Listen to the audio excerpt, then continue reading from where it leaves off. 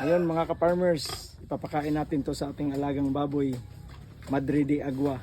Tingnan natin kung malakas ba kumain ng baboy ng Madre de Agua.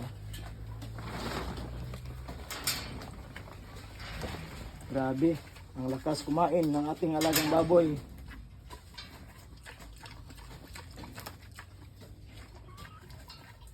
Masarap pala talaga ang Madre de Agua para sa mga baboy.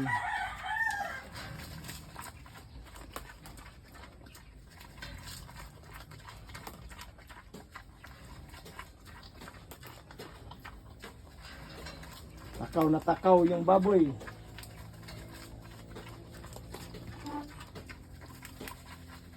Grabe. Suga mo kaon sa baboy guys. Mga ka-farmers. Guys manon.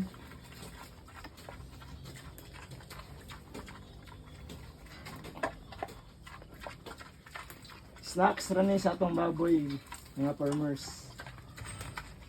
Magaling sulong. Wala na itong sulong para di makaon sa baboy ba.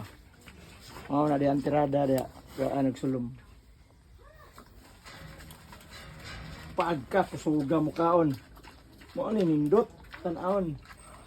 Mana